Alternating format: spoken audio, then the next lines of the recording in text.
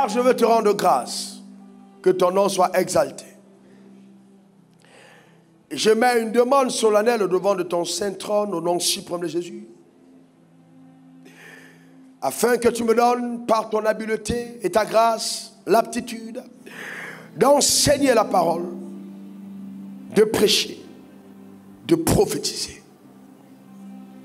Ô Père, ô Dieu, merci pour la sensibilité à tes directives. Et surtout, le fait que par ta main puissante et ton bras étendu, tu attestes ta parole par divers signes, prodiges et miracles. Merci pour les témoignages qui nous parviennent, ô Père, ô Dieu, de la puissance de tes œuvres, orchestrées, ô Dieu, par l'action surnaturelle du Saint-Esprit. Je veux d'avance te rendre grâce pour le ministère des anges, par toi annoncé en cette saison. Béni sois-tu, car tu as dit, les anges éternels sont puissants en force. Ils obéissent à la voix de la parole de Dieu. Donne-nous d'expérimenter, de vivre et de témoigner, Seigneur, ô Dieu, cette puissance merveilleuse. Au nom suprême de Jésus, quelqu'un me donne 3 bons amen. Amen, amen, amen. Tu peux t'asseoir dans sa glorieuse présence. Tu nous donnes le conseil de Dieu par rapport à ma destinée. Le conseil de Dieu par rapport à ma destinée.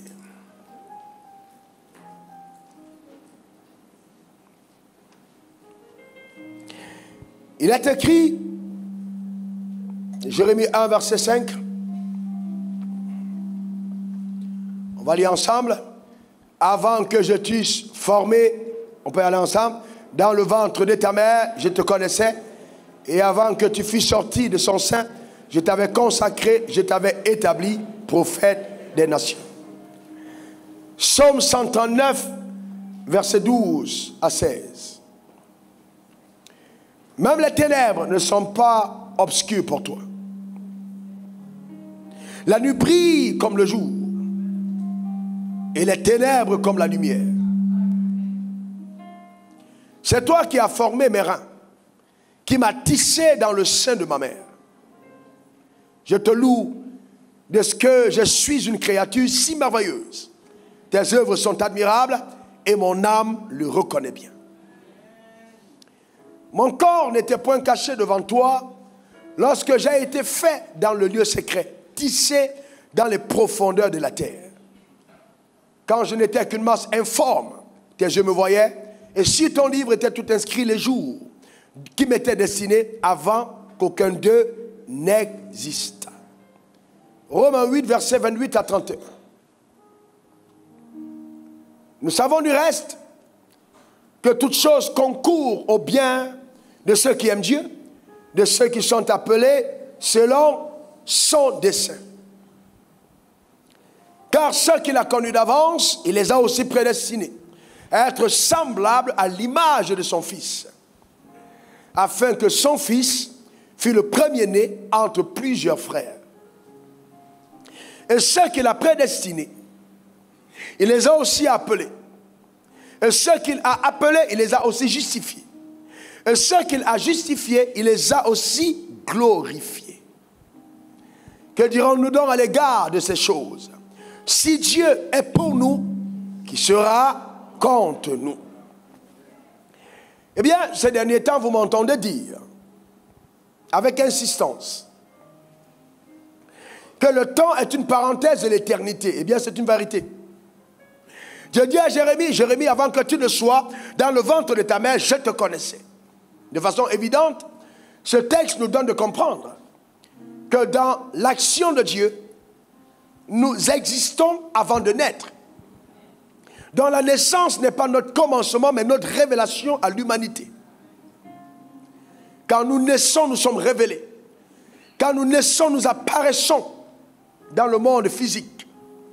Mais nous sommes créés dans l'éternité pour une mission précise dans le temps. C'est pour ça qu'il dit à Jérémie, je te connaissais. Je t'avais prédestiné à être prophète des nations. Donc, il y a derrière, d'accord, notre naissance, un plan. Quelqu'un dit un plan. Quelqu'un dit encore un plan. Et donc, c'est très important de comprendre que l'éternité est un ensemble qui réunit en même temps le présent, le passé et le futur. L'éternité est un ensemble qui réunit aussi en même temps le présent, le passé et le futur. D'accord? C'est très important. Et dans Jérémie 29, verset 11, il dit, « Car je connais les projets que j'ai formés pour vous. »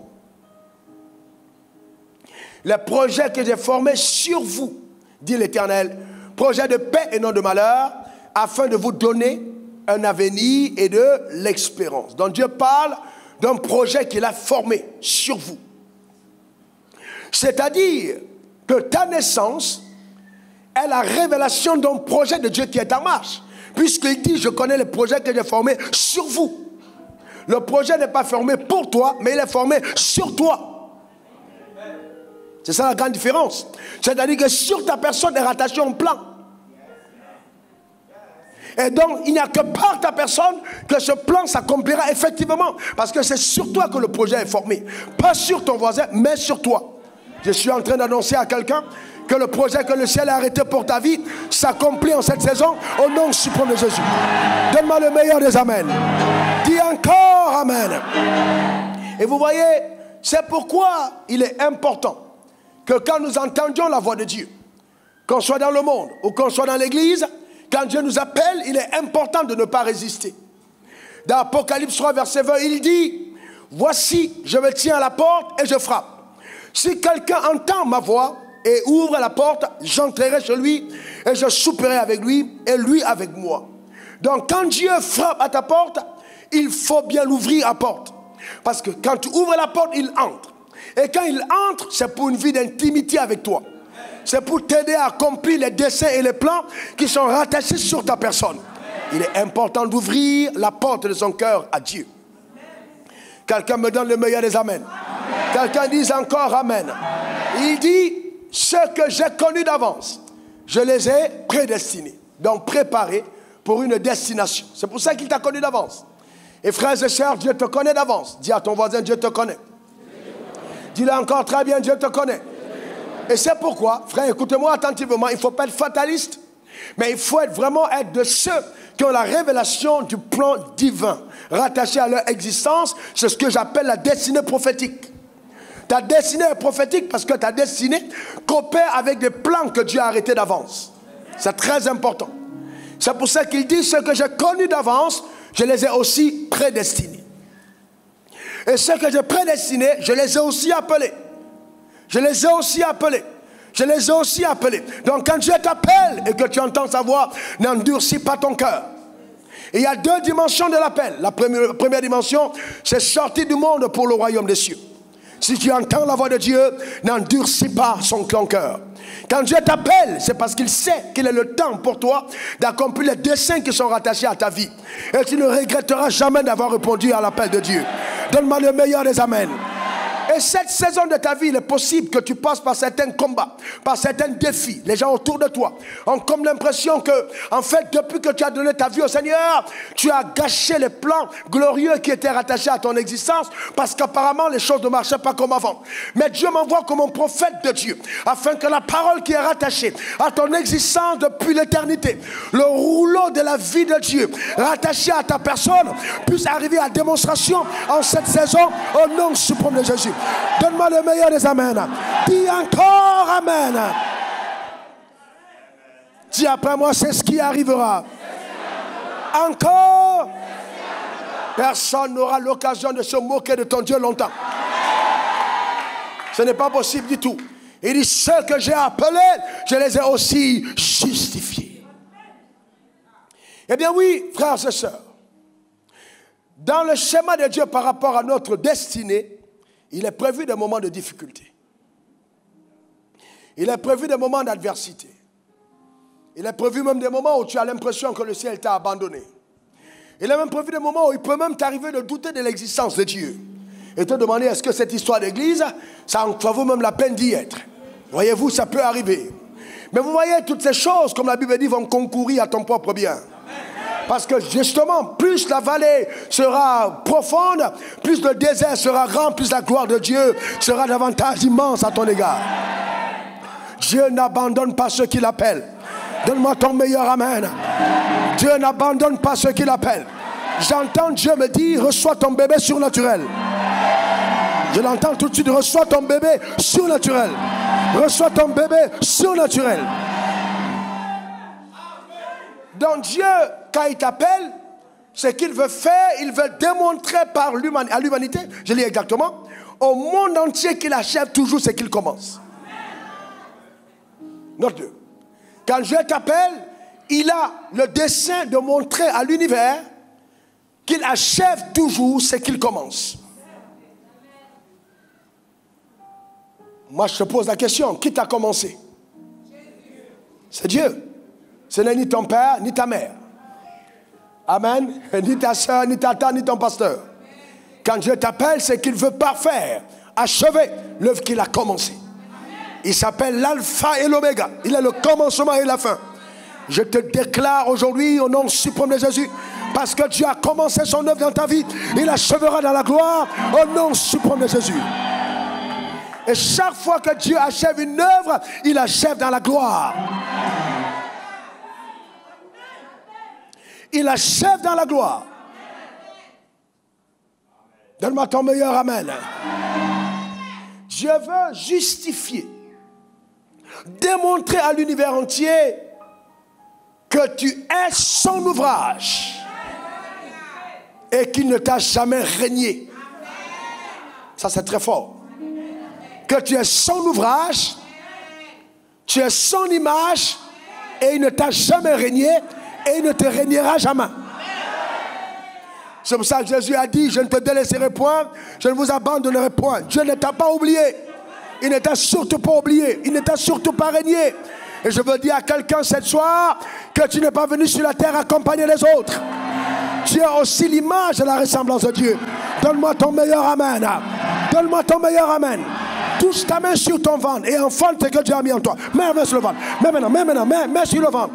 Enfante ce que Dieu a mis en toi. Au nom suprême de Jésus. Dis encore amen. Nous sommes pendant ces 5 jours dans une dimension d'enseignement prophétique. Chaque instruction donnée, obéissez à la lettre. Et observez dignement et attentivement ce que Dieu fera. J'ai dit, mets la main sur ton ventre et enfante ce que Dieu a mis en toi au nom suprême de Jésus. Vous voyez, quand Jésus entre dans une vie, il n'entre pas dans la vie pour faire de toi le membre d'une assemblée. Non, son plan est plus grand que te voir dans une église. Écris-le. Le plan de Dieu pour ta vie est plus grand que te voir dans une église. Son plan est plus grand que ça. Te voir membre d'une église. Ça va au-delà. Il a rattaché des desseins de règne sur ta personne.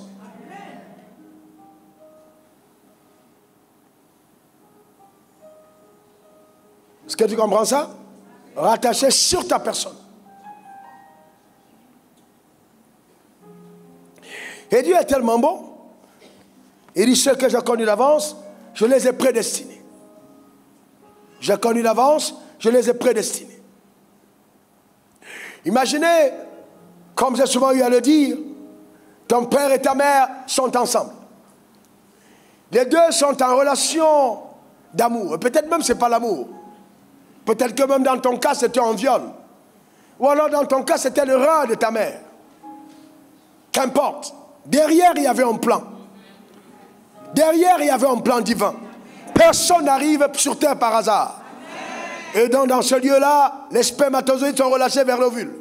La Bible dit Dieu, ce qu'il a connu d'avance, c'est-à-dire parmi les 1,5 milliard à 2 milliards qui sont relâchés dans ce mouvement d'éjaculation. Il y a là derrière une pléthore de personnes capables justement de devenir des hommes sur terre. Mais Dieu regarde dans le ventre de la mère et il voit en migration les personnes qu'il a connues d'avance. Et il sait parmi eux la personne qu'il s'est choisie, ou les 2 personnes qu'il s'est choisies, ou les 3 personnes qu'il s'est choisies. Et il regarde et il dit, c'est ma personne. Scientifiquement, on vous démontre que c'est une longue migration, une longue bataille, une longue conquête, qui dans cette migration jusque dans l'ovule. Alors, en route, certains meurent, certains abandonnent, certains sont détruits, certains sont égarés.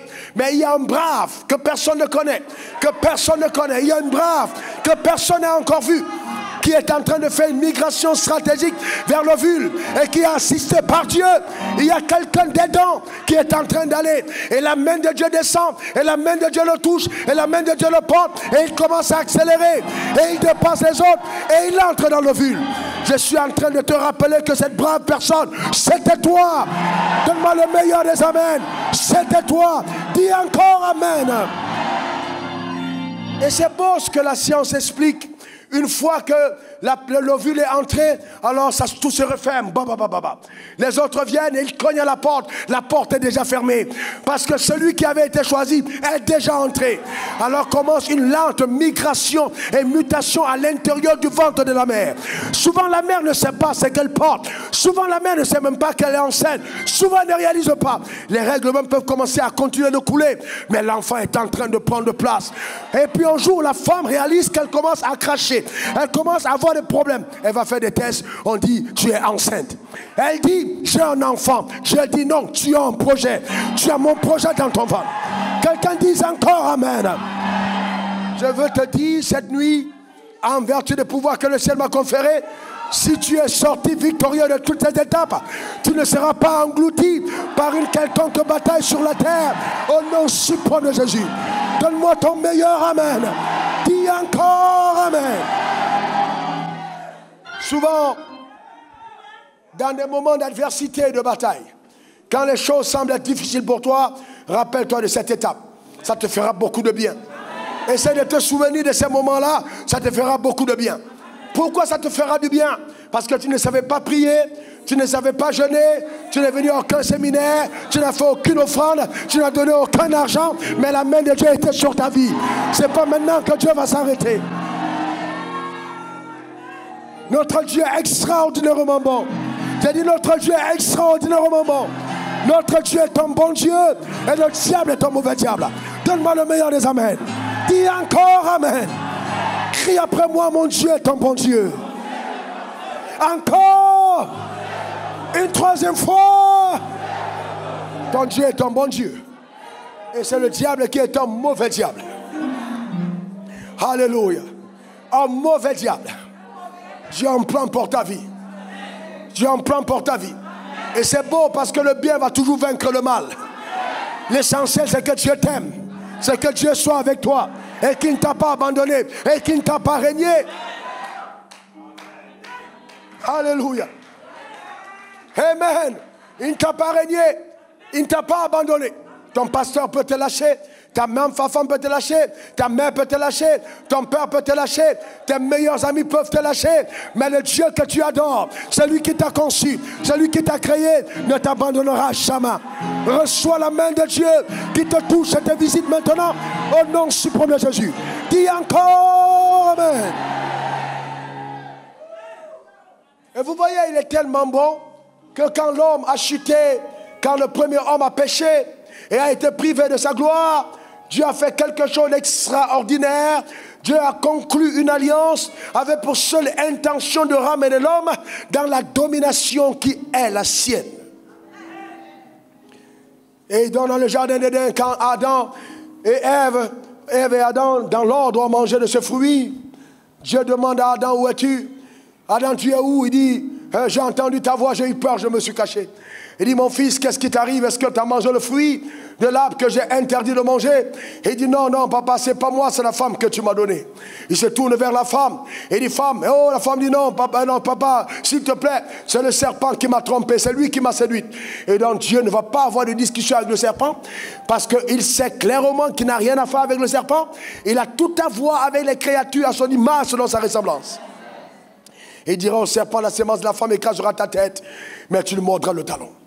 Donc là, il relâche de façon prophétique que en ce qui concerne ta destinée et la mienne, notre destinée est une destinée de domination. Ta manière de dire amen m'embête. Que ta destinée est une destinée de domination. Imaginez-vous un seul moment, c'est votre adversaire, c'est votre ennemi. Dieu s'en va le voir et il lui dit, en ton absence, il dit au serpent, qu'est-ce qui t'est arrivé? Pourquoi tu as osé faire ça à ma fille? Parce que tu as fait ça à ma fille, alors je veux te dire, la sémence de cette même feuille-là va écraser ta tête. Cette parole est très profonde, parce que Dieu parle à tes ennemis. Et je suis en train de te dire que pendant ce séminaire, ne sois pas pressé. Pendant ce séminaire, je te dis bien, les oncles de ton village, les sorciers qui se sont attaqués à ta vie, écoute, ne sois pas excité. Note ce que je te dis. Les anges de Dieu vont apparaître et Dieu va parler en ta faveur. Ta manière de dire amen m'embête. J'ai dit Dieu va parler à tes ennemis. Il va entrer dans la maison de ton oncle pour dire qu'est-ce qui t'arrive. Comment peux-tu oser encore t'attaquer à elle? Je te demande d'arrêter tes fétiches contre mon enfant. Donne-moi le meilleur des amens. Dis encore amen. Ce qui me choque avec l'église, c'est que vous ne croyez pas trop au surnaturel. Vous ne croyez pas au surnaturel. Dis je crois. Dis encore je crois. On a un grand Dieu, frère. On a un grand Dieu. Les sorciers ne régneront pas sur ta vie. La puissance des fétiches ne régnera pas sur ta vie. Ta destinée ne sera pas occultée. Donne-moi le meilleur des amens. Dis encore amen. Ils ont mis ton main dans les fétiches, ils ont mis ton nom dans les fétiches. On est allé faire des choses contre toi. Reste calme. Je te garantis cette semaine, tu vas voir de tes yeux. Dites-moi, vous n'êtes pas souvent fatigué de seulement taper les mains et danser? Est-ce qu'il n'y a pas quelque chose en vous qui vous donne envie de voir la main de Dieu? Est-ce que vous n'avez pas envie de voir ce que Dieu est capable de faire? La vie d'un croyant sans miracle ressemble à une sauce sans sel. Tu n'as pas compris de quoi je parle. La vie d'un croyant sans miracle ressemble à une sauce sans sel. Il faut du sel dans ta sauce. Dis encore amen. Tu n'auras pas besoin de beaucoup parler, tu vas juste constater. Dans le silence et la confiance que tu places en Dieu, l'action de Dieu dans ta vie.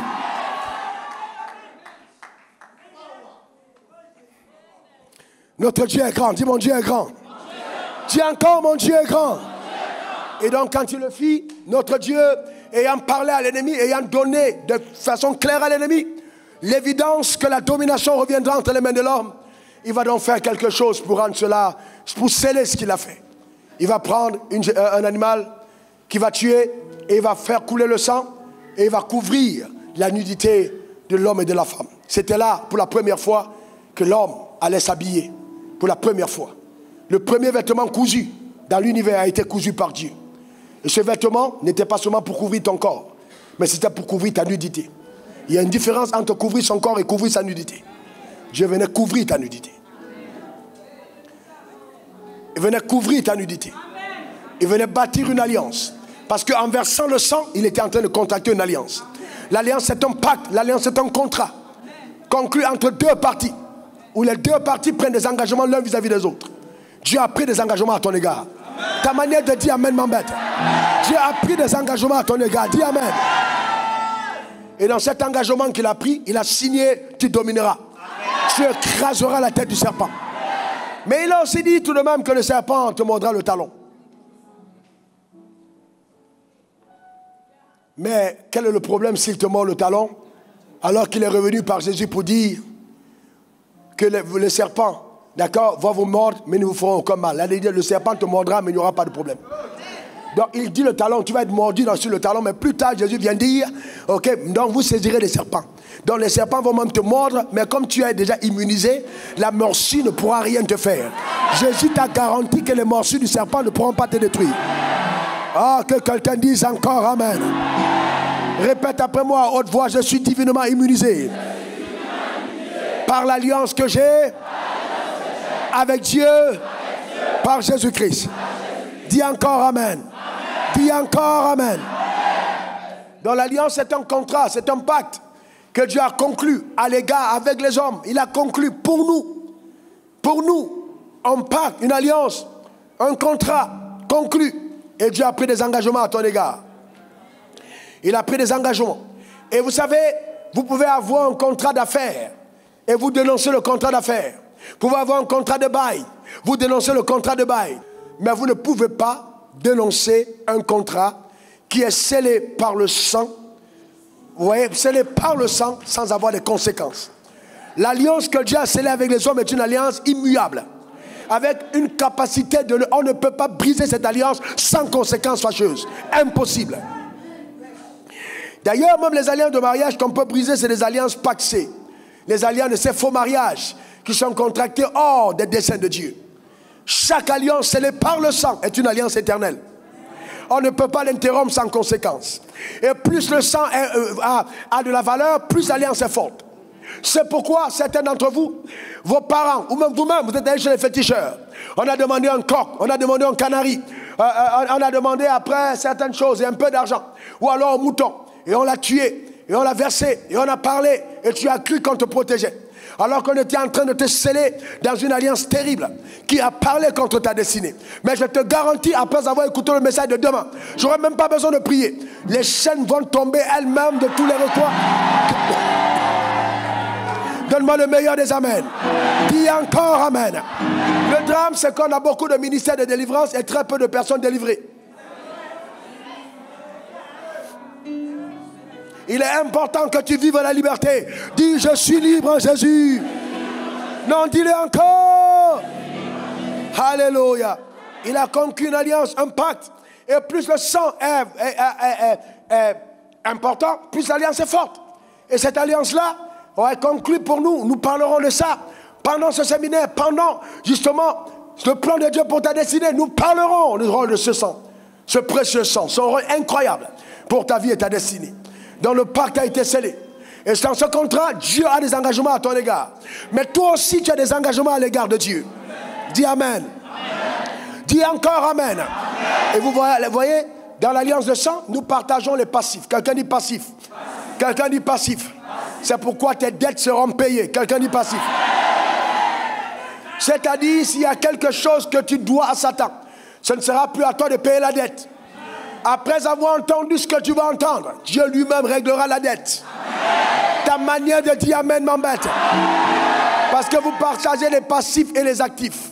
Donc si tu épouses une femme et que la femme était endettée et qu'elle devait 500 millions et que toi tu as 1 milliard, le jour où tu l'épouses, tu as 500 millions. Parce que tes premiers 500 millions vont servir à épurer son passif. Parce que dans le plan de Dieu, dans le mariage, il n'y a pas de bien séparé. C'est le bien commun. Vous avez tout ensemble. Ils étaient tous deux nus et n'en avaient point honte. Ils ont tout ensemble. D'accord? Tout est ensemble. Et donc, ce qui est important, c'est que quand tu te maries et que tu es une femme, on ne t'appelle plus de ton nom de jeune fille. On t'appelle Madame un-tel.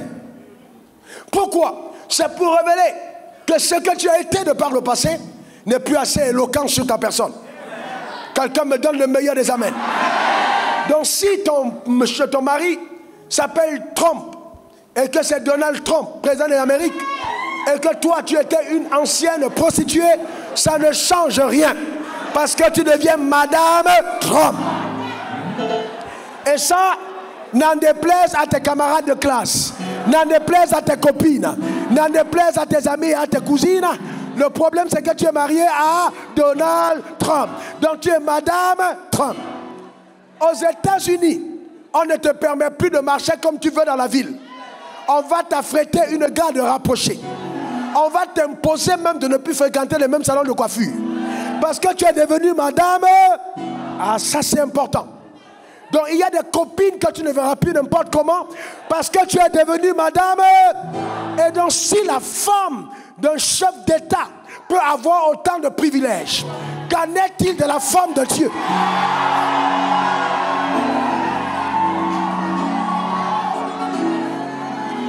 Est-ce que quelqu'un comprend ça? Qu'en est-il de l'épouse de Dieu? Qu'en est-il de l'épouse de Dieu? Tu n'as plus le droit d'aller n'importe où comme tu veux. À cause de ce qui est rattaché à ta personne. Que quelqu'un me donne le meilleur des amens. Que quelqu'un dise encore amen. Quand tu te déplaces, on s'assure que le protocole divin va arranger tes déplacements. Le problème, c'est que beaucoup d'entre vous ne vous le réalisez pas dans quelle dimension Dieu vous a introduit. Vous n'avez plus le droit de faire ce que vous voulez parce qu'il y a une alliance qui est en train de vous dire je vous ai mis à part. Vous n'êtes plus comme les autres filles. Vous portez peut-être les mêmes mèches. Vous avez peut-être la même coiffure. Vous avez peut-être le même sac. Mais vous n'êtes plus les mêmes personnes à cause de l'alliance. Quelqu'un me donne le meilleur des amens. Alléluia. Quelqu'un me donne son meilleur amen. C'est important, frères et sœurs. Quand tu te déplaces, les anges t'escortent. Ils te gardent parce que tu es devenue madame, la première dame du ciel. Ton mari est le patron du ciel et de la terre. Et tu es devenue madame, la première dame de celui qui gouverne l'univers. Oh, quelqu'un n'a pas compris de quoi je parle. Alléluia. Amen. Une femme d'un chef d'État, Madame Barack Obama, a porté une chaussure, un habit d'un couturier. Le couturier est devenu mondialement célèbre. Les banques sont allées le voir pour dire maintenant nous te mettons l'argent à disposition. Il faut coudre plusieurs modèles. Parce que son vêtement a été porté par Madame la première dame. Dieu t'a créé pour l'influence. Et je déclare sur ta vie que l'influence est en portion au nom suprême de Jésus. Dis encore amen. Mais vous voyez, tout le monde est content, oui, amen, c'est bon. Mais madame la première dame ne peut plus aller au Gabadron manger n'importe comment. Ah, elle ne peut plus aller au salon de coiffure de Djamé pour qu'on fasse ses coiffures en plein marché. Parce qu'elle est devenue madame la première dame. Même si elle est warawara n'importe comment. Même si elle aime les choses les plus simples. Vous voyez, on va lui dire, madame, ce n'est plus possible. C'est le protocole d'État qui va réguler sa marche. En disant, tu appartiens, en tant que première dame, il y a des choses que tu ne peux plus faire. Le drame, c'est que beaucoup d'entre nous, nous aimons le statut, mais pas l'exigence du statut. On aime le statut de première dame, mais on n'aime pas l'exigence du statut. Qu'est-ce que le statut implique? Voilà le vrai problème. L'implication qu'il y a derrière. L'attente qui est placée sur ta personne à cause de ce statut. On ne l'aime pas. On ne l'aime pas. On n'aime pas ça. Mais on aime les privilèges, mais pas les exigences. Alors que les exigences, vous voyez, les privilèges sont tenus par les exigences. C'est-à-dire, tant que je ne suis pas en train de mettre les exigences en premier, je n'ai pas les privilèges. Vous voyez? Je n'ai pas les privilèges. Donc quand Dieu veut nous voir à part, entier, quand Dieu veut nous voir pour lui, quand Dieu veut nous voir à son service, quand Dieu veut nous voir marchant dans la droiture, c'est l'exigence de notre statut. Ce n'est pas une punition. Comme le disait mon épouse tout à l'heure pendant qu'elle adorait. Non, ce n'est pas une punition. Ça ne devrait pas l'être. C'est plutôt l'exigence de ton statut. Et ce qui est important, c'est que non simplement il y a une exigence, mais tu as reçu la bulletin de te soumettre à l'exigence. Voyez-vous, c'est très important. C'est très très important. Une femme de première dame qui va aller à un dîner de charité, où il y a la presse. Si avant elle était habillée seulement attachée des pailles, et qu'elle doit porter un tailleur, il y a tout un cours derrière. Comment est-ce qu'elle doit marcher? Comment quand elle entre, elle doit s'asseoir? Comment elle va mettre son port altier? Comment elle va se tenir? Ce n'est pas des affaires de tu es assise comme ça, là, comme au village. Non. Et il y a des changements totaux qui doivent s'opérer. Est-ce que vous comprenez? Voilà. Et il y a des choses qui doivent se faire pour te permettre de porter intégralement et droitement, justement, le rôle de première dame. Dans ton attitude. Et on met tout ce qu'il y a de meilleur à ta disposition. Imaginez donc, par exemple, quand ça va exiger que tu portes des talons et tu n'es pas habitué aux talons. C'est dans les lieux secrets, tu vas commencer à faire d'abord comme ça. On dit, madame, posez comme ça, faites comme ça. Et puis, on est là, on s'assure qu'on te montre les coups. Parce que dans cet endroit, il faut que tu sois un peu avec des légers talons. Parce que c'est ce qui touche justement avec le cadre. Mais on va te donner des tas. Voyez donc, il y a des coups. On te fait monter des escaliers, redescendre. C'est une exigence. Entre-temps, tes copines sont en train de s'affairer au quartier. Mais tu n'es plus au quartier. Toi, tu es au palais et le palais a des exigences. Oh, quelqu'un n'a pas compris de quoi je parle. Donne-moi le meilleur des amens. Dis encore amen. C'est ça l'alliance. Dis, je suis dans l'alliance. Encore, je suis dans l'alliance. Et ça, vous voyez, que nous, hein, pour le Seigneur, hommes comme femmes, nous sommes l'épouse. Ce n'est pas seulement les femmes, nous sommes l'épouse. Et il y a une exigence qui est placée sur nous. Le drame, c'est que beaucoup de personnes ne comprennent pas l'exigence. Il y a une exigence, il y a une exigence, il y a une exigence. Il faut donc épouser, justement, les exigences posées sur ta personne. À cause du plan que tu incarnes. Dans l'alliance des sang, c'est ça aussi. C'est aussi ce que c'est, l'exigence. Frères et sœurs, quel est le prix à cette étape de ta marche, cette année 2020? Quel est le prix que tu t'engages à payer? Parce que ton statut a changé. Quelles sont les choses auxquelles tu t'engages à renoncer? Parce que ton statut a changé. Voyez-vous, c'est très important. Très, très important. Notre conduite devient donc une adoration permanente à l'égard de celui qui nous a choisis. La grâce place sur nous cette exigence, mais nous donne la capacité, l'habileté de pouvoir justement honorer l'exigence. Quelqu'un dise après moi, je payerai le prix. Encore une troisième fois. Et il dit donc, ceux que j'ai connus d'avance, je les ai aussi appelés. Donc le premier appel, c'est la sortie du monde, mais le deuxième appel, c'est l'entrée dans la vocation. J'entre dans la vocation de Dieu pour ma vie. Oh, ce monde et sa figure, combien matérialiste, a séduit beaucoup d'entre nous et nous a fait sortir du schéma de Dieu pour nous. Aujourd'hui, les gens ne sont plus prêts à renoncer à rien pour le Seigneur. Dès qu'on dit, on va te faire augmentation de salaire de 200 €, de 300 000 francs, de 500 $, les gens tout de suite sont prêts à brader leur vocation pour entrer dans un travail. Ce n'est pas ça le plan de Dieu pour toi. Si nous voulons vivre les desseins de Dieu, nous devons comprendre quelle est l'exigence de son appel. Moïse, devenu grand, refusa d'être appelé fils de la fille de Pharaon. À quoi as-tu refusé? À quoi as-tu renoncé pour pouvoir entrer dans le plan de Dieu pour ta vie? Et vous voyez, il y a des jeunes filles qui ne sont même pas prêtes à laisser le petit gars du coin. Et ça, c'est dangereux parce qu'on parle du premier niveau. Je ne même pas parler. Le petit gars du coin, tu n'es pas prête.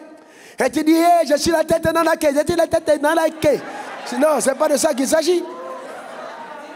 Quelqu'un donne le meilleur des amis, c'est important. Il faut aller plus loin que ça. Est-ce que quelqu'un comprend? Moïse, devenu grand, refusa d'être appelé fils de la fille de Pharaon. Donc, si je parle d'appel, il y a des choses auxquelles je renonce. À quoi as-tu renoncé? À quoi as-tu renoncé? Quelles sont les choses qui cette année doivent tomber? Peut-être que tu es en train de vouloir être nommé ministre, mais tu fais partie du schéma de Dieu pour l'extension qu'on va créer à Port-Boué. Et Dieu t'appelle. Est-ce que tu es prêt à dire oui? Le drame, c'est ça. On n'a plus de personnes dans leur destinée qui veulent coopérer avec le plan de Dieu. Nous avons notre schéma humain et nous nous disons c'est ce qu'on veut. Frères et sœurs, je vous parle en toute connaissance de cause. Réussir sa vie, ce n'est pas avoir des maisons. Réussir sa vie, ce n'est pas avoir des costumes ou des habits ou de l'argent. Non, non, non. La réussite de sa vie, ce n'est pas ça. Réussir sa vie aura consisté pour chacun d'entre nous. Et je parle en étant la preuve et l'illustration vivante. Renoncer à des propositions terrestres pour épouser le but céleste.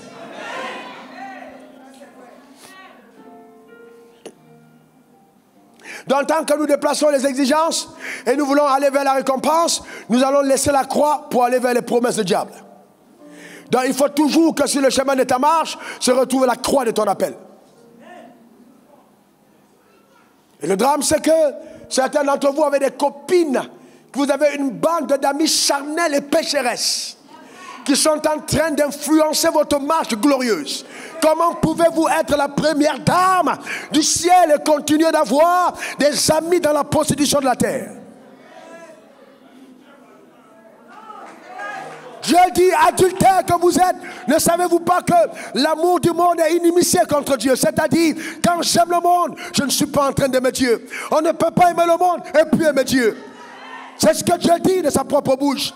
Adultère que vous êtes, adultère que vous êtes. Frères et sœurs, laissez-moi vous dire une chose. L'amour du monde, ce n'est pas l'amour des voitures, ce n'est pas l'amour des maisons, c'est l'amour du projet de Satan pour ta vie.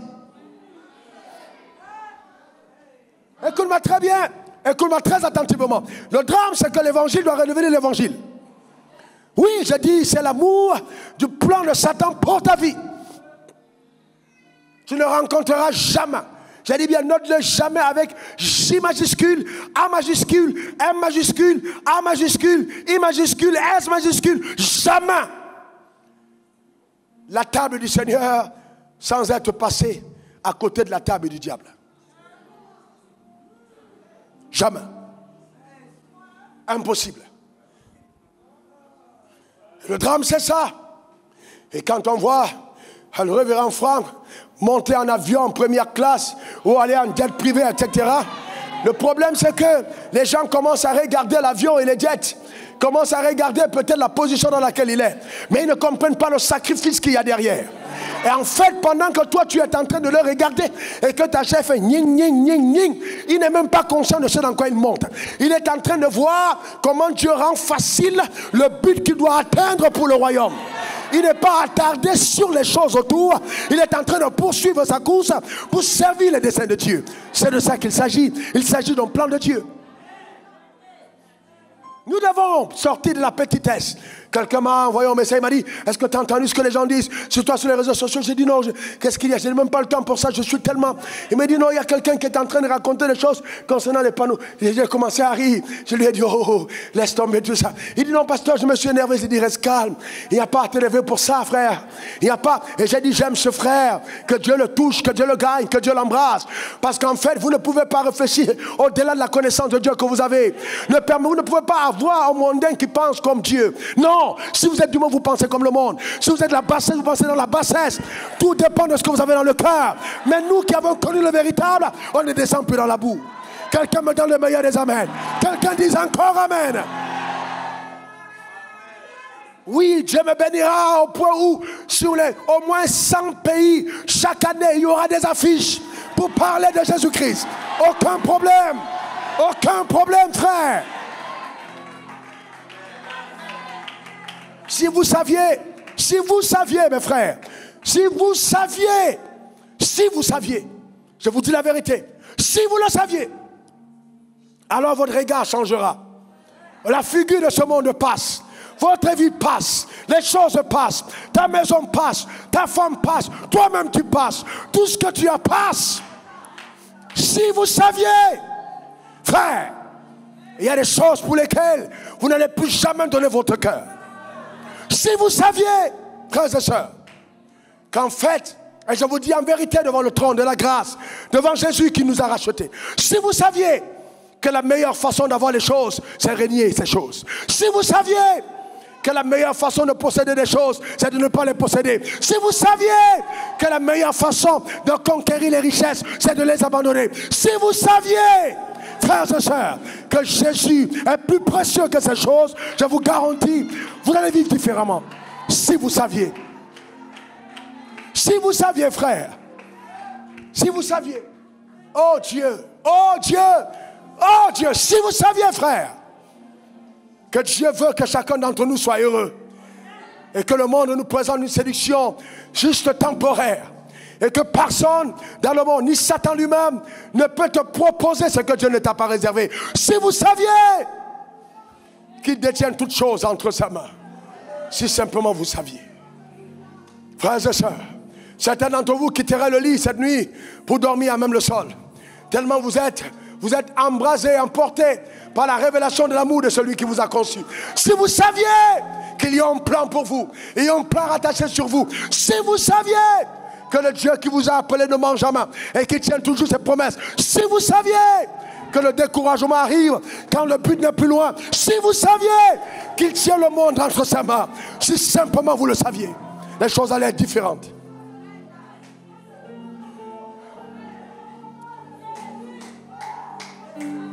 Ma prière pour vous, le cri de mon âme pour l'Église, c'est que Dieu vous donne tous, sans exception, d'accéder à la richesse Et ensuite de faire l'expérience que je suis en train de faire depuis des années. D'aller dans la dimension où vous regardez ces choses et vous tournez le dos pour dire j'aime Jésus. Pas parce que tu es pieds nus, pas parce que tu n'as pas de villa, mais tu as toutes ces choses et tu dis j'aime Jésus. Si vous saviez, si simplement vous saviez, si simplement vous le saviez, frères et sœurs, la séduction n'entrera plus jamais. Frères, oh Dieu, aide-nous. Que ta miséricorde nous porte dans les antres, dans les profondeurs, là même, éternelle, de ton amour. Père, si nous savions. Et c'est ça la séduction. C'est qu'elle nous donne de ne pas comprendre Dieu dans sa profondeur. Si simplement nous savions. Frères et sœurs, que veux-tu? Des voitures, tu auras. Des maisons, tu auras. Des chaussures, tu auras. De l'argent en compte, tu auras. Des persécutions, elles vont s'augmenter. Mais frères et sœurs, si vous saviez que ça arrive après que vous ayez accepté de payer le prix, pas avant. Personne ne vous séduira. Je suis en colère dans mon homme intérieur contre l'Église aujourd'hui, en colère contre ce que les choses que nous voyons dans nos assemblées. Et ce n'est pas comme ça que Dieu s'est révélé à moi. Et je soupire et je crie du fond de mon âme seul. Je crie vraiment un grand cri pour dire Père, donne-moi moi-même d'entrer dans ce que tu m'as montré. Et que les personnes qui m'entourent, même s'ils sont deux, que les deux personnes que je présente en disant ils ont été mes disciples, que ces personnes aient compris ce que tu as enseigné. Oh Père, donne-moi d'être moi-même le modèle en premier. Si vous saviez. Frères et sœurs. Et c'est dommage. Simplement dommage. Vous voyez, souvent quand le temps passe, nous avons l'impression que les promesses de Dieu sont en train de s'altérer, de se détruire. Non, écoutez-moi très bien. Il n'y a pas de date de péremption sur la promesse de Dieu. La date de péremption n'existe pas. La promesse de Dieu n'est pas en comprimé qu'il faut consommer avant la fin d'année. Ou qu'il faut consommer avant 5 ans. La date de péremption n'existe pas. Non. La promesse de Dieu est une promesse immuable. La promesse de Dieu est une promesse immuable. Quand Dieu te donne sa parole, il veille sur sa parole. Il n'y a pas de date de péremption sur la promesse. Elle n'est pas périmée. Elle n'est pas périmée. Allez demander à notre père Abraham. La Bible dit, Abraham ne considéra pas que son corps était déjà usé. Regardez Romains 4, verset 16. Commençons verset 18. Verset 18, Romains 4. Espérant contre toute espérance, il crut. Voyez-vous, espérant contre toute espérance. C'est-à-dire que dans le naturel, il n'y avait aucun élément qui permettait à Abraham de croire que c'était déjà, que ça pouvait encore se faire. Selon l'entendement humain, la promesse était périmée. Vous voyez, la promesse avait expiré. Pourquoi? Parce que, et mettez le texte s'il vous plaît. Mettez le texte. Voilà. Il crut et devint père d'une grande multitude de nations. Selon qu'il est écrit, telle sera ta postérité. Continuez, vous allez comprendre. Et s'enfaiblit dans la foi. Il ne considéra pas que son corps était déjà usé. Quand le corps a commencé à s'user, Abraham a dit, sûrement, la promesse est donc finie. Mais il a été fortifié par la foi. Le diable lui a dit, ton père t'a menti. Le Dieu que tu adores là, tu es sûr, c'est sûrement les fétiches de ton père qui étaient en train de t'embrouiller. Abraham est arrivé au point où il s'est demandé, mais est-ce que Dieu t'a vraiment parlé? Mais à un moment, il a été fortifié dans la foi. Et il a dit, il n'a pas considéré que son corps était usé, puisqu'il avait près de 100 ans. Oh, la bonne nouvelle, c'est que Sarah aussi n'était plus en état d'avoir des enfants. Donc, humainement, la inspiration était arrivée pour la promesse. Mais Dieu voulait enseigner à notre Père et à nous, qui sommes devenus ses fils par la foi, que quand il te donne une parole, la parole de Dieu n'expire jamais. Ta manière de dire amen m'embête. Verset 20. Il ne douta point. Dis, je ne doute pas. Oh non, s'il te plaît, dis-le. Je suis porteur de la grâce de Dieu. Non, je suis porteur de la grâce de Dieu. Non, j'ai dit moi, je te le dis. J'ai l'onction de Dieu sur moi. Dieu m'a envoyé pour te faire du bien. Écoute-moi très bien, ta manière de parler va créer quelque chose qui va faire un déclic à l'intérieur. J'ai dit, dis après moi, je ne doute pas. Oh, s'il te plaît, dis-le encore. Dis-le une troisième fois. La Bible dit Abraham ne douta point par incrédulité. Écoutez-moi bien. Écoutez-moi bien. Vous savez, l'incrédulité naît du fait que ce que Dieu a décidé de faire n'existe nulle part. Vous voyez qu'il est déjà fait avant. Dans le cas d'Abraham, il va se dire, mais attends, on a déjà vu qui avoir un enfant à 100 ans. On a déjà vu quelle femme accoucher après la ménopause. Donc ça, les faits naturels peuvent être des éléments soutenus pour encourager ou alors des épices pour donner la saveur à ton incrédulité. Des éléments naturels. Pour manger une belle sauce épicée d'incrédulité. Le corps était usé. La femme avait plus de 100 ans. Mais il dit, il ne douta point. Remettez le texte au sujet de la promesse. Il dit, je ne doute pas. Mais la Bible dit, il fut fortifié par la foi, donnant gloire à Dieu. Donnant gloire à Dieu. Donnant gloire à Dieu. Donnant gloire à Dieu. Je veux te demander de donner gloire à Dieu. Je ne sais pas ce que tu traverses, mais donne la gloire à Dieu. Quelque chose que tu traverses, donne la gloire à Dieu. Souviens-toi qu'il nous a dit toutes choses concourent pour le bien de ceux qui aiment Dieu et qui sont appelés selon ses desseins. Donne la gloire à Dieu.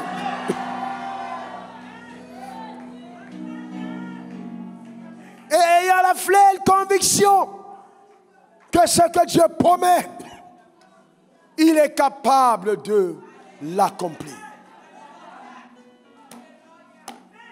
Dieu n'a jamais menti. Dieu ne va jamais mentir. Il m'envoie comme son porte-parole pour te dire, la promesse n'est pas expirée. Cette promesse n'est pas périmée. Ne doute pas, ne doute pas. Quel que soit ce qu'il t'a montré, ne doute pas. Notre Dieu est grand. Notre Dieu est grand, dit Amen. Notre Dieu est grand, dit Amen. Notre Dieu est grand, dit Amen. Notre Dieu est grand, dit Amen. Et comme je te l'ai annoncé de la part du Seigneur, dont je ne suis qu'un simple et faible porte-parole, je veux donc te dire que les étiquettes qui ont été placées sur ta vie sont sur le point d'être enlevées. Sont sur le point d'être enlevées. Sont sur le point d'être enlevées. Le Seigneur m'a demandé de vous parler de Bartimée. Le Seigneur m'a demandé de te parler de Bartimée. Frères et sœurs, cette fois le juste tombe, cette fois il se relève. Je ne sais pas à quel niveau tu es tombé, mais je te demande de te relever. Je ne sais pas où tu es tombé, mais je te demande de te relever. Je dis relève-toi simplement, relève-toi simplement. Est-ce que quelqu'un comprend de quoi je parle? Dieu ne ment pas. Cette fois le juste tombe, cette fois il se relève. Il n'a pas dit que les voisins le relèvent. Même si les voisins ne te relèvent pas, relève-toi toi-même. Parce que Dieu te donne la force de te relever. Donne-moi le meilleur des amens. Le drame, c'est que beaucoup d'entre vous, vous êtes en train d'attendre la coopération des hommes. Frères et sœurs, je vais vous dire que si vous attendez les hommes, vous allez mourir lapidés. N'attendez pas les hommes. Vous allez périr par terre. Parce qu'on est dans un monde de compétitivité excessive. Au milieu des hommes de Dieu, au milieu des pasteurs, au milieu des fidèles. Quand tu tombes, les gens sont contents. On raconte ton histoire. Il est tombé, elle est tombée. Frère, tu feras mieux de te relever. Il ne faut jamais faire la propagande du fait d'être tombé. Mais il faut témoigner le fait qu'il t'est relevé. Est-ce que quelqu'un comprend de quoi je parle? Je suis en train de dire à quelqu'un que Dieu te relève. Donne-moi le meilleur des amens. Dis encore amen. Eh bien, écoutez-moi, où vous êtes sur la planète. Écoutez, Dieu est sur le point de faire quelque chose de particulier. Appelez vos amis, appelez vos soeurs, appelez vos frères. Si votre connexion veut finir, rechargez-la rapidement. Vous ne devez pas rater ce qui va se passer. Je dis encore, Dieu dit, le juste tombera 7 fois et se relèvera. Des chutes qui vont justement te laisser une marque. Il y a des chutes qui arrivent dans ta vie, on te laisse l'étiquette. Et là, même quand tu te relèves et que tu passes, on regarde toujours l'étiquette. Le pasteur prêche le pardon, mais il ne te pardonnera jamais. Tes amis croient à la miséricorde, mais ils ne vont jamais te l'accorder alors qu'eux-mêmes ils sont en pire que ça. C'est ça l'humain. C'est ça l'humain. N'attends pas que les gens te tendent la main. N'attends pas que les gens te tendent la main. Tu dois atteindre une dimension de ta marche où Dieu doit être la personne la plus présente, l'ami le plus fidèle. Frères et sœurs, le plus fidèle. Oh Joseph, je vais me parler de Joseph dans l'avion. Oh Joseph, Joseph revoit ses frères. Ses frères le regardent, ses frères ne le reconnaissent pas. Mais lui, il reconnaît ses frères. Parce que même l'ayant laissé tomber dans la chute de Joseph, Joseph a été métamorphosé. Mais ceux qui ne sont jamais tombés, ces personnes-là gardent le même visage.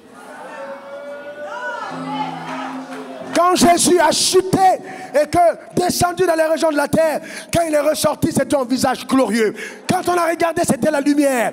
Souvent tes échecs, souvent tes chutes vont te donner une transfiguration, vont changer totalement ce que tu es.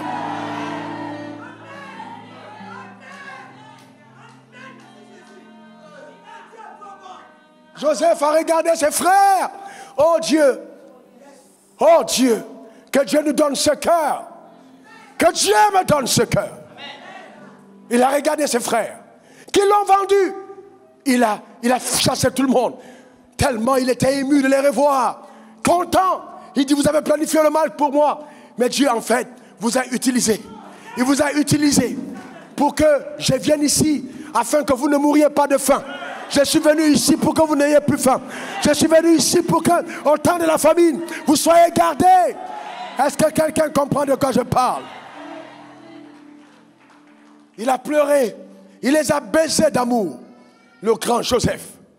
Il était tellement élevé que quand Pharaon a entendu dire que ses frères arrivaient, lui-même était content et toute l'Égypte avec. Joseph. Joseph. Joseph. Il y a des chutes qui vous laissent des étiquettes. Quand Joseph est tombé, on a raconté dans son village qu'il était déjà mort. Je ne sais pas en ce qui te concerne. Peut-être même ta famille t'a chassé de la maison parce que tu as cru en Jésus. On ne veut plus entendre parler de toi. Tu as amené l'argent à ta mère. On dit maintenant tu n'as plus de gars. Ta mère te regarde, elle te déteste. Elle te maudit parce qu'elle espérait que tu étais son café cacao. Elle espérait que quand tu vas grandir, parce que tu as un bonnet et des beaux yeux, tu amènerais de l'argent des gars. Mais toi, elle t'a étiqueté et elle ne t'a plus jamais accordé son attention. Mais il y a des chutes comme celle-là. Vous chutez dans l'estime de vos parents. Vous chutez dans l'estime de vos frères. Vous chutez dans l'estime des gens. Ces chutes vous donnent une transfiguration exceptionnelle.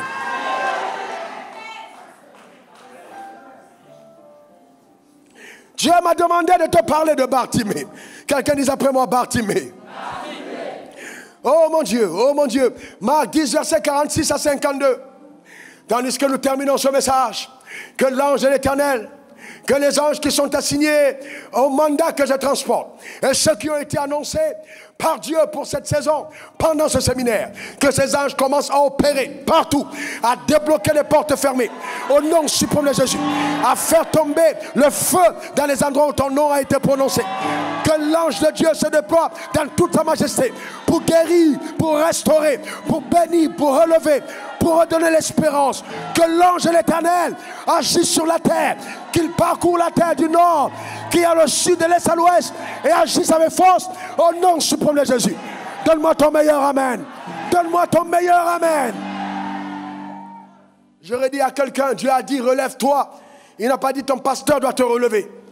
Quand tu tombes, relève-toi et montre-toi digne, en apprenant les leçons que tu as reçues en tombant. N'attends pas qu'on acclame que tu sois tombé. Personne ne va acclamer. N'attends pas non plus qu'on te fasse des éloges parce que tu es tombé. Personne ne le fera. Parce qu'en fait, même le fait qu'on commence à te condamner devait être une énergie pour que tu te relèves. Et que tu dis, je ne vais pas terminer ma course là où je suis. Quelqu'un dise encore amen. Amen. Le diable est un menteur. J'ai entendu dire que des gens ont prié sur la terre entière afin que je sois en forme. Je n'ai jamais pas été en forme. Hier, j'étais très en forme. Il n'y a que mon corps qui avait des petits problèmes, mais j'étais en forme. Le diable est un menteur. Il n'y a rien sur la terre qui... Oh, quelqu'un n'a pas compris de quoi je parle.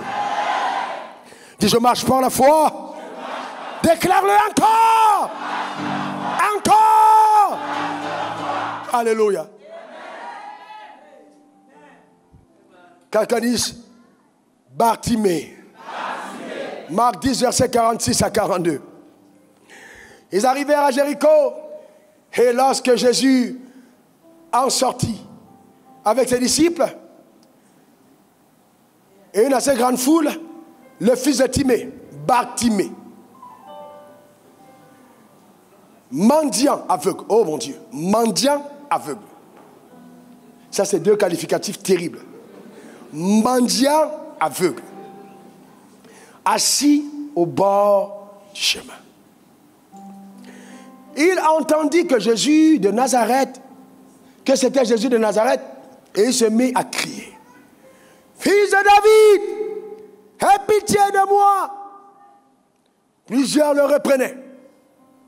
Il n'a pas appelé le nom des gens. Il dit fils de David. Plusieurs le reprenaient. Parce que son étiquette ne lui permettait pas d'appeler Jésus. On dit les gens importants sont ici. Et Jésus passe, toi tu te mets à crier, tais-toi. Mais il criait encore beaucoup plus fort. Fils de David, aie pitié de moi. Ne laissez jamais la voix de vos oppresseurs dominer la vôtre. Ne laissez jamais la voix de vos ennemis s'entendre plus fort que la vôtre. Criez plus fort.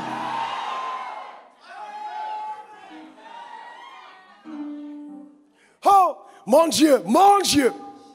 Plus je le reprenais. Il criait encore plus fort.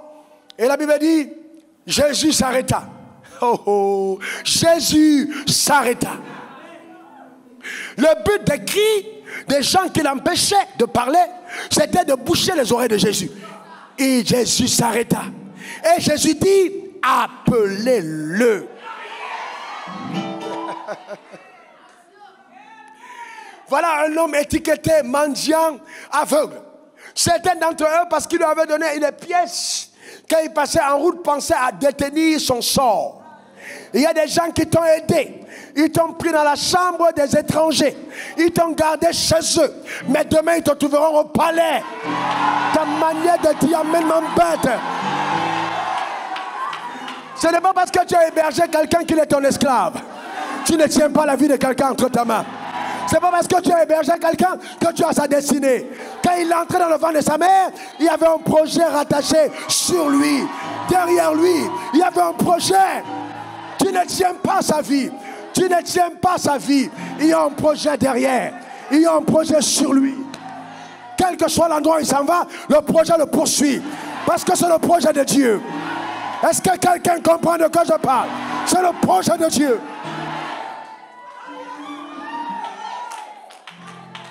Le problème, c'est que souvent, nous-mêmes, nous ne comprenons pas ce qui se passe.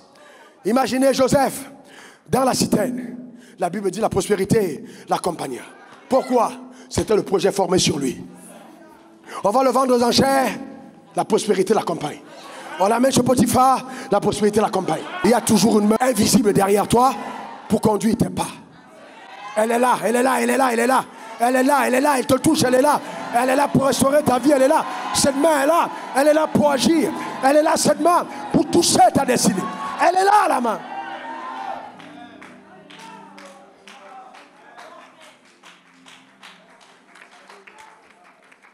La main de Dieu. Ramenez le texte. Ramenez le texte. Jésus s'arrêta. Frères et sœurs, Jésus s'est arrêté. Vous savez pourquoi? Vous savez pourquoi? Bartimée était quoi? Aveugle. Mais heureusement, il n'était pas sourd. Et la foi ne vient pas de ce qu'on voit. Hey! Hey! Come on! Hey! Come on!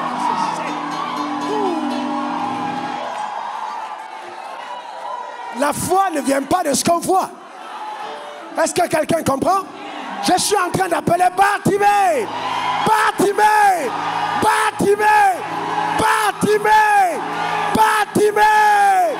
Bartimée!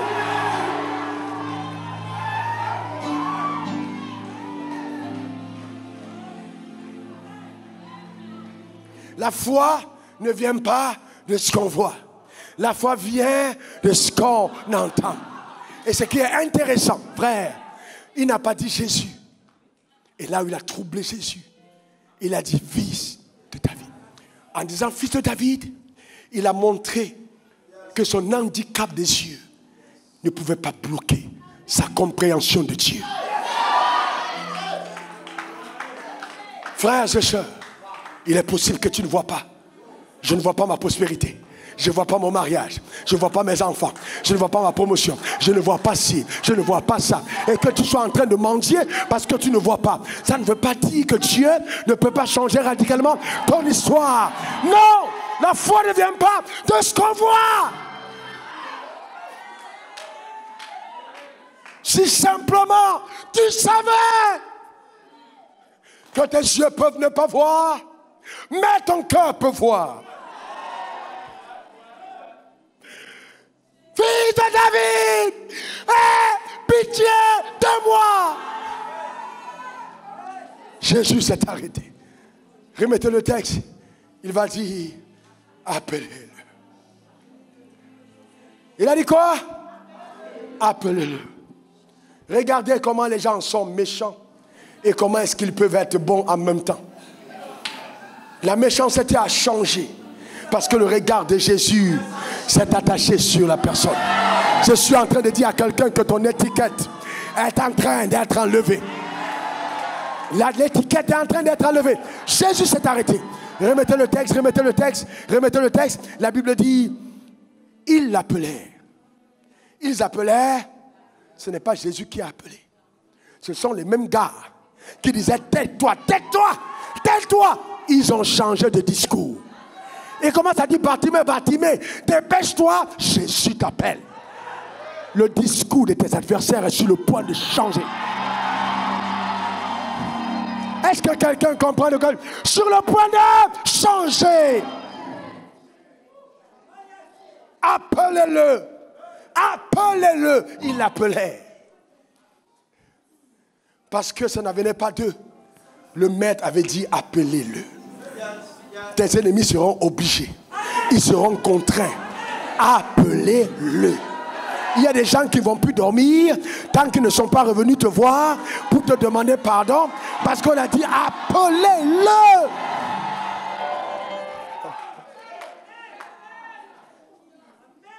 Il l'appelait. Il disait prends courage. Prends courage. What the gospel. Oh. Frère, quand vous avez vécu ce que j'ai vécu, quand je suis arrivé aux États-Unis, on m'a logé dans le basement. L'endroit où je dormais, c'était un chien qui était dedans. On l'a enlevé pour que je prenne sa place. Vous ne pouvez pas vous plaindre parce qu'en cet état-là, vous êtes au bord de la route et vous êtes encore mendiant. Un mendiant n'a pas d'exigence. La seule exigence qu'il doit avoir, c'est de rencontrer Jésus.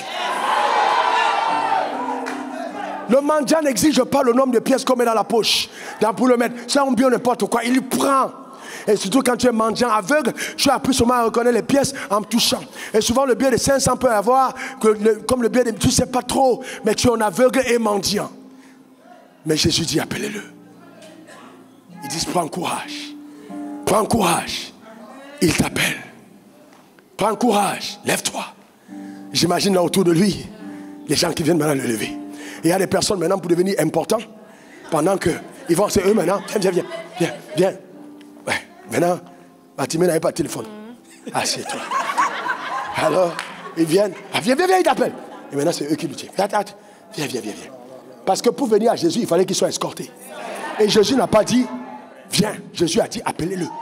C'est-à-dire, assurez-vous qu'il n'y a pas d'obstacle jusqu'à moi. Amen. Venez. Amenez-le-moi. Venez. Stop, n'allez pas vite, s'il te plaît, pas vite. N'allez pas vite. Prenez Bartimée. Maintenant, il y a des gens qu'on n'a pas appelés, mais ils vont venir encore se mettre là à côté de Bartimée. Pourquoi? Vous voyez? Allez, stop. Regardez. Vous savez pourquoi? Parce que tous les... Restez. Vous savez pourquoi? Parce que toutes les personnes qui l'accompagnaient se rapprochaient du maître.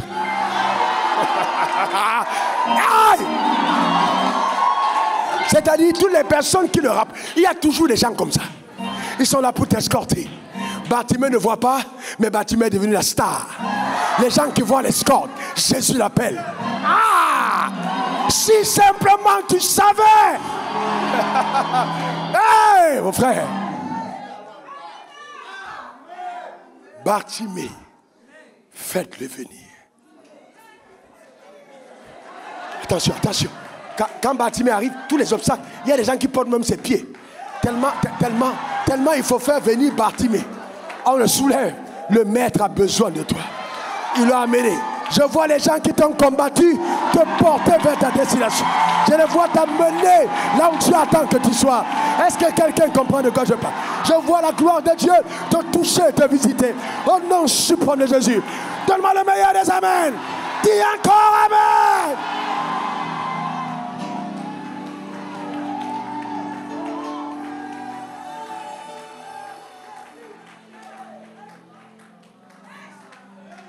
Jésus, prenant la parole, lui dit: que veux-tu que je fasse pour toi? Mettez le texte. Mettez le texte. Que veux-tu que je fasse pour toi? Rabouni, que je recouvre la vue. Que je recouvre la vue. Et Jésus lui dit: va, ta foi t'a sauvé. Alléluia. Je suis en train de dire, la Bible dit, aussitôt il recouvre la vue. Frère, non, tu ne veux pas partir. Regarde la suite. Il recouvre la vue et suivra Jésus dans le chemin. C'est-à-dire, il sait qu'il ne doit plus aller s'asseoir sur le banc. Et il a suivi Jésus sur le chemin. Donc, entre-temps, tous les gars qui sont avec Jésus, même les 12, on commence à respecter Bartimée. Parce que Bartimée devient l'évidence du message que Jésus prêche. Bartimée devient le témoignage que Jésus a. Je suis en train de dire à quelqu'un que Dieu change ton témoignage cette nuit au nom suprême de Jésus. Dis encore amen.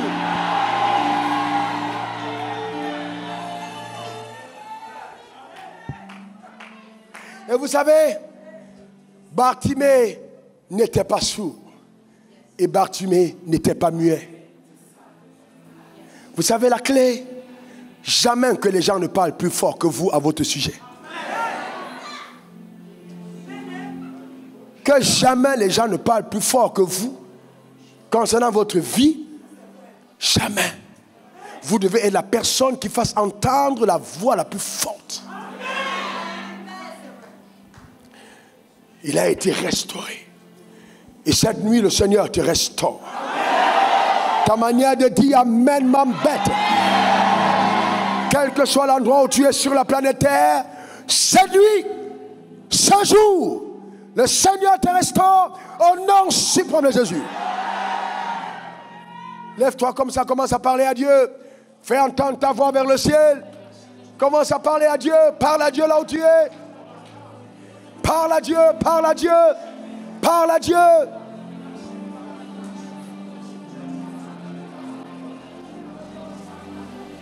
Parle à Dieu. Élève ta voix, parle à Dieu.